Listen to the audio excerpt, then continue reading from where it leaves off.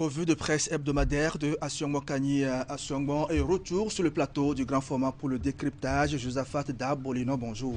Bonjour Idriss Boukari, bonjour chers téléspectateurs. Éditeur à Pesachek, premier média indigène de vérification des faits en Afrique. Alors qu'est-ce qui fait l'actualité chez vous?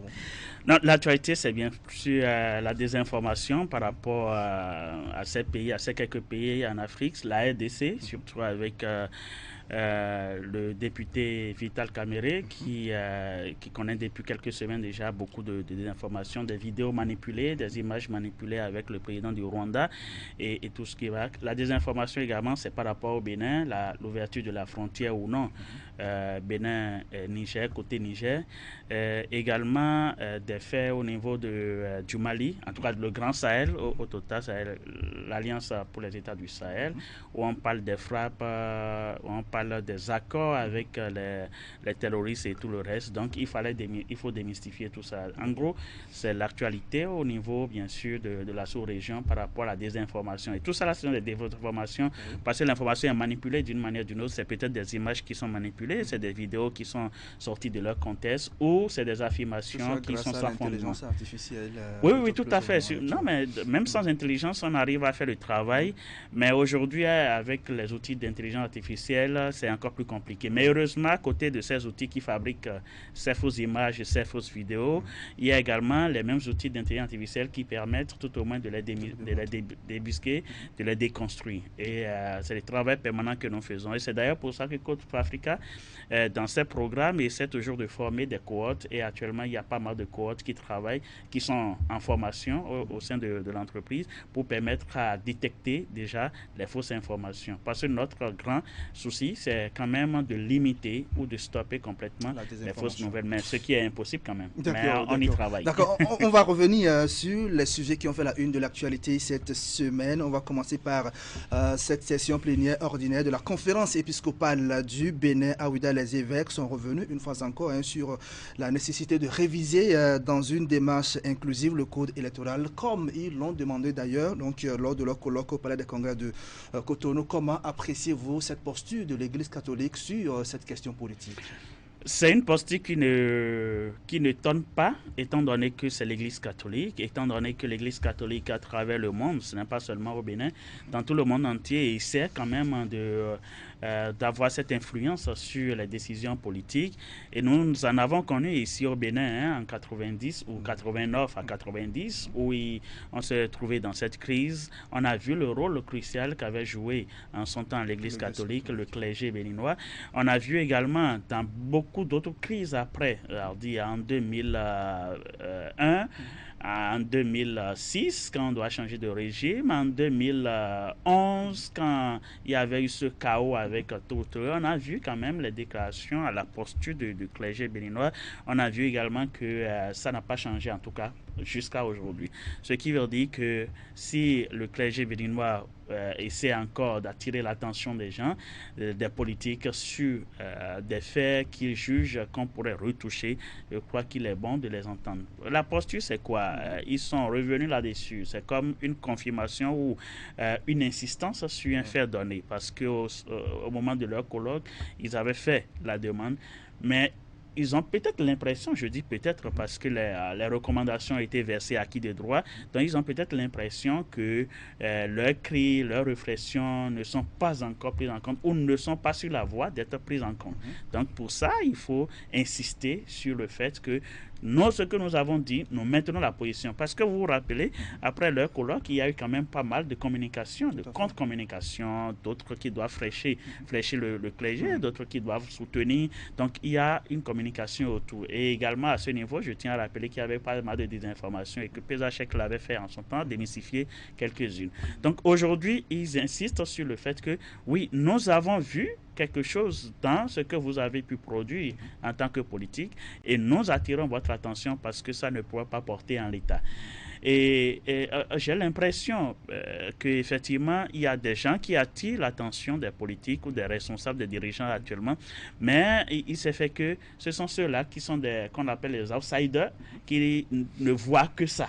Maintenant, ceux-là qui sont à l'intérieur estiment que c'est ce qui est bien pour le peuple, c'est ce qui est bien parce que ça a été révisé, c'est la modernité, il faut retoucher, il faut aller, il faut quitter la routine. Oui, d'accord, mais en tant qu'observateur, Idriss Boukari, quand on voit déjà le processus, déjà depuis 2019, où on a retouché le code électoral, vous avez vu, depuis ce temps, on n'a pas eu une élection qui ressemble véritablement aux Béninois.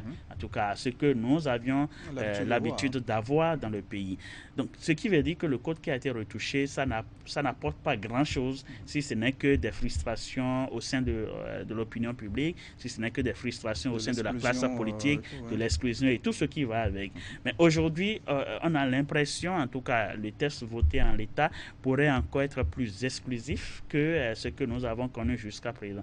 Donc le clergé essaie d'attirer l'attention tant des Béninois que des politiques pour dire oui, ce qui vient là, ce n'est pas toujours ce que nous aurions souhaité parce que ça ne pourrait pas garantir la cohésion. Finalement, qui va écouter le clergé? Qui va écouter, ce sont les politiques. Les politiques sont déjà suffisamment engagés. Oui, mais quand on dit politique, quand on dit politique, parce que quand on dit politique, on va penser peut-être au chef de l'État. Oui, chef de l'État, c'est le président de la République, mais également au niveau des députés, parce que c'est une loi qui a été votée, c'est un texte de loi qui a été voté. Donc, le député pourrait prendre la mesure pour dire, oui, on peut initier une proposition de loi pour le faire. Ou le gouvernement, de sa bonne foi, pourrait dire, oui, on va initier un projet de loi pour rectifier ce qui est là. Ou même le chef de l'État pourrait à nouveau demander peut-être, je ne sais pas si c'est encore possible étant donné que c'est déjà promulgué, une deuxième lecture de cette loi-là. Mais de toutes les façons, je crois que si on s'assoit et on voit les mécanismes, on voit les contours, on va trouver forcément le mécanisme nécessaire pour qu'on puisse accorder les violons pour dire, oui, effectivement, le test que nous retenons désormais, ça ressemble véritablement à un Béninois et on peut aller aux élections avec sans heurts, sans division et sans discrimination et surtout sans exclusion. D'accord, on va revenir sur cette actualité également. Dans un premier temps, on parle de l'embargo sur le pétrole donc, du Niger et après, on parle de la levée de l'embargo. On donne le feu vert donc, au chargement donc, du pétrole du Niger à partir de ces mains. Alors finalement, qu'est-ce qu'on retient, Josaphat? Non, mais on retient que le pétrole nigérien pourrait désormais couler dans les tuyaux pour atterrir maintenant au niveau du port et être embarqué pour la Chine, pour sa transformation finale. Oui, on retient effectivement que le Bénin a pris une décision à un moment donné et a justifié, a motivé d'ailleurs sa décision. Moi, j'ai écouté le président de la République s'expliquer devant les médias. Et bon, heureusement que pour la première fois, en tout cas depuis un certain temps, il a décidé de s'expliquer devant les médias locaux pour apporter une clarification. Oui, il a dit qu'effectivement, c'est parce que le Niger n'arrive pas à ouvrir la main pour qu'on puisse entrer et sortir et que les négociations doivent être de façon formelle et non de façon informelle comme on le sent. Le Bénin a montré sa volonté d'ouvrir les frontières et ça a été fait. Le Niger n'a toujours pas ouvert sa frontière. Donc, dans ce cas, il faudrait trouver d'autres alternatives. Il faudrait prendre les mesures nécessaires et que c'était une mesure de pression. Bon, est-ce que c'était une bonne décision? Ça reste à l'appréciation de chaque Béninois. Mais ce que je retiens fondamentalement, c'est que le chef de l'État, à un moment donné, a constaté que, oui, il fallait mettre la pression autrement. Mais est-ce que cette pression a payé? Donc, on parle de rétropédalage. Est-ce que c'est le cas? Non, mais si on considère déjà le fait d'autoriser temporairement... Il y a des conditions d'ouverture... ou bien d'autorisation. Oui, mais ce n'était pas aussi strict, hein, Boukari. C'était pas aussi strict, mais au moins quand on prend une décision et on revient sur cette décision, ce qui veut dire qu'il y a de rétropédalage. Mais dans le fond, est-ce qu'on en avait vraiment besoin? Et écoutez, moi, quand je faisais des recherches, je constate que la société Orano est toujours au Niger, en train d'exploiter l'uranium du Niger, et que c'est une société française. Bon, malgré la brouille diplomatique et tout, militaire qui se retrouve entre le Niger et la France, il n'y a que des sociétés françaises qui sont toujours sur le terrain avec le monopole quand même d'exploiter leurs richesses de sous-sol. En tout cas, jusqu'à l'heure où nous parlons. Ce qui veut dire que même les tensions n'empêchent pas les relations commerciales. Quand vous prenez par exemple les États-Unis et l'Israël, aujourd'hui, ils ne sont quand même pas d'accord avec ce qui se passe en Palestine. Mais n'empêche qu'on développe toujours les relations commerciales. La France toujours entretient des relations avec la Russie parce qu'il faut faire passer le gaz. Même l'Ukraine, qui est en guerre avec la Russie, essaie toujours de laisser le gaz passer pour servir les gens. Donc, c'est des relations commerciales, on doit privilégier au-delà de ce que nous avons un différent que nous devons régler. Donc, on aurait peut-être aimé que, malgré la tension, que le chef de l'État puisse dire oui, faire circuler le pétrole, parce qu'un accord reste toujours un accord. La décision de fermer la frontière, ce n'était pas un accord, c'était une décision unilatérale, bien sûr, venue après la sanction de la CEDEAO. Donc, du coup, c'est deux choses différentes. On aurait quand même aimé que le chef de l'État dise oui, qui continuait, mais dans la forme, il y a des irrégularités. Il y a des irrégularités, oui, mais je crois que diplomatiquement, le chef de l'État et tous ses collaborateurs ont la technique qu'il faut pour quand même le faire, étant donné que c'est un accord commercial. Du blocage, donc du chargement, nous avons suivi le Premier ministre nigérien qui disait qu'il revient aux Chinois de régler le problème avec les Béninois. Ça a été le cas? Oui, finalement, on a vu que c'était avec l'ambassadeur chinois au Bénin, donc du coup, c'est aux Chinois de lever. Mais le problème, c'est qu'il y a des milliards qui sont en jeu, plus de 4 milliards qui sont en jeu. 4 milliards que le Niger a contracté pour ce pipeline, pour ce projet. Donc, ils ont déjà pris une partie. Il faut rentabiliser, et quand le pétrole ne coule pas, ça doit couler par le Bénin, en tout cas en l'état. Quand ça ne coule pas, c'est des manques à gagner également. C'est vrai que ils ont dit le Bénin va aller négocier avec la Chine. Mais si le Bénin était resté ferme sur sa décision, Boukari, mais eux aussi, c'est des manques à gagner. Tant pour la société chinoise que pour... Parce que quand ça ne coule pas, il ne faut pas avoir la seconde partie du financement du projet. Et c'est de lourds investissements que la Chine a fait pour ce projet-là. De toute façon, on avait tout ça gagné, que ce soit le Bénin, le Niger, la Chine, on avait tout ça gagné. Rétropédalage, oui, mais je crois que diplomatiquement, ça a déjà fait. Il faut baisser la tension, il faut montrer qu'effectivement, oui, on a quelque chose à faire. Au moins, ça a suscité le débat. Quand ça a été fait, on a vu le débat que ça a suscité. Le citoyen, en tout cas béninois, a compris certaines choses, a eu certaines informations par rapport à ce sujet-là.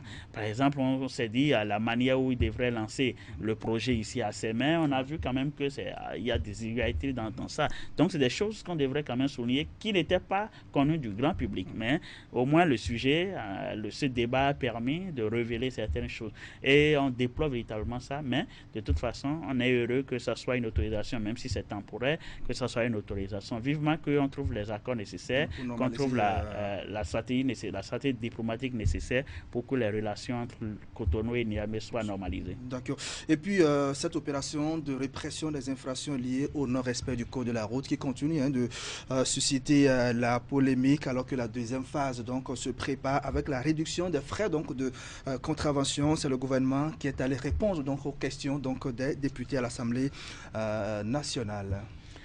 Ah oui, j'ai rencontré quelqu'un il y a quelques jours qui dit le pays est dû parce que l'argent ne circule pas. Peut-être que le gouvernement a pris conscience de cette phrase et a dit bon ok, on diminue un peu les frais de contravention. Non, mais pour parler sérieux, je crois que il y a quelque chose qu'il faut régler. Et je suis persuadé qu'actuellement, ou depuis un certain temps, que ce soit au niveau de la direction générale de la police républicaine, que ce soit au niveau étatique, il y a quelque chose qui se fait pour régler, normaliser, éviter ces errances et ces déviances. Parce que la seconde phase que vous avez annoncée, ils annoncent ça depuis. Ils ont dit on devrait commencer fin avril, ça n'a pas pu démarrer. On devrait commencer début mai, ça n'a pas pu commencer. Aujourd'hui, vous voyez la date aujourd'hui. Donc, du coup, j'ai l'impression qu'on est en train de mettre les petits plats dans les grands pour dire, si on reprend, oui, effectivement, on va éviter ceci, éviter... Parce qu'on avait tous souhaité, il faut véritablement, en griffe, rediscipliner les agents qui sont sur le terrain. Ils font un travail formidable, mais à un moment donné, il y a certains éléments qui, parfois, posent des actes qui discréditent ou qui salissent l'ensemble des œuvres que la police est en train de réaliser. Je crois que c'est ce travail qui est fait. Mais aller répondre devant les députés, je crois que c'est dans la norme des choses parce que les députés, c'est également pour contrôler l'action du gouvernement et c'est ce qui a été fait. J'ai écouté les quelques réponses, j'ai aussi écouté les pics qu'on s'est lancés. Le clash entre voilà, le député Gounou et le directeur général de la police. Oui, tout à fait. Mais je déplore un peu ça, que ça soit retransmis en direct et tout ça. Mais ça fait partie de l'animation de la vie politique et de la vie publique également. Donc, on a assisté à tout ça. Mais je reste persuadé qu'il y a quelque chose qui se fait pour que, à l'avenir, même si on doit lancer des opérations du genre, qu'on en arrive à ces dérives, à ces déviances qu'on a observées. Et également, le citoyen béninois aujourd'hui beaucoup plus averti. Le citoyen béninois est beaucoup plus averti aujourd'hui. Quand on parle de répression, le béninois est de plus en plus discipliné. Peut-être que la violence avec laquelle on a mené la première phase de cette opération a permis à ces gens de dire oui, il faudrait faire ceci, je dois faire ceci, je dois faire ça. Avec cette peur du policier, aujourd'hui, il y a quand même de la discipline au sein de l'opinion publique. Vivement que ça continue, que ça ne soit pas relâché, mais je reste persuadé, comme je l'ai dit à l'instant, qu'il y a quelque chose, même si on doit lancer la seconde phase, ce ne sera pas comme la première. D'accord, on va dire très rapidement un mot sur ce face-à-face entre le gouvernement et ses partenaires sociaux le 23 mai prochain, après la répression, par 2 reprises, donc de la répression des marches, les arrestations. Également, le gouvernement va faire face à ses partenaires sociaux jeudi prochain. Que peut-on attendre de cette rencontre? On va attendre un retour du dialogue. Chacun va s'expliquer. Ils auront l'occasion de dire face à face que le pays va mal. Parce que c'est ça qu'ils veulent dénoncer en fait. Moi, je suis heureux, j'ai hâte même de voir les conclusions de cette rencontre parce qu'il y a longtemps, moi, j'ai suivi les secrétaires généraux par rapport à la question où ils ont estimé, ou du moins ils ont affirmé que le dialogue a été rompu, que la commission qui est mise en place, cette commission ne fonctionne pas normalement. Donc, du coup, la chaîne a été brisée et ça crée de frustration. Alors qu'en fait, que ces chaînes devraient être maintenues pour qu'eux, ils puissent porter la revendication de ces travailleurs, pour que les décisions idoines soient prises au niveau des dirigeants. Mais malheureusement, cette chaîne a été brisée. Je suis heureux aujourd'hui qu'on ait annoncé. Mais pourquoi avoir attendu autant avant de véritablement convoquer les responsables à la table de négociation? Le 1er mai, pour la première fois depuis un certain temps. Le 27 avril, puis le 1er mai. Le 1er mai. Il y a des gens qui sont en détention. Tout à fait. La marche. Non, mais ils sont condamnés en sursis. Donc, du coup, ça a évolué à un moment donné. Mais moi, je déplore le fait que pour la première fois depuis un certain temps, ils n'ont pas pu donner le cahier de doléances. Peut-être que le jeudi prochain, ils vont le faire. Mais je ne crois pas que ça soit à l'ordre du jour. L'essentiel, c'est d'écouter les gens. Écouter, comprendre et agir. Parce que ne pas écouter crée des frustrations. Et de frustration en frustration, ça crée de mécontentement et ça, on ne peut jamais imaginer comment ça peut dégénérer après. Donc, moi, j'ai hâte de retrouver ce face-à-face et de voir également les conclusions parce que nous attendons tous. Et ce qui me fait plaisir, c'est qu'au moins, ils auront l'occasion de dire en face aux dirigeants, face aux ministres, face même au chef de l'État, si c'est le cas, que le tonglo de maïs, désormais, c'est à 400 ou 450 par endroit. Parce qu'ils ont milité pour la richesse et que, par exemple, le pain, on nous a dit tout à l'heure qu'il faut se méfier du pain qui est moins cher. Josaphat Da Bolino, éditeur à Pusatchek, premier média indigène de vérification des faits en Afrique. Merci beaucoup pour ce regard sur l'actualité. On se retrouve dans quelques semaines. Tout à fait, avec beaucoup de plaisir. Très bonne journée à vous.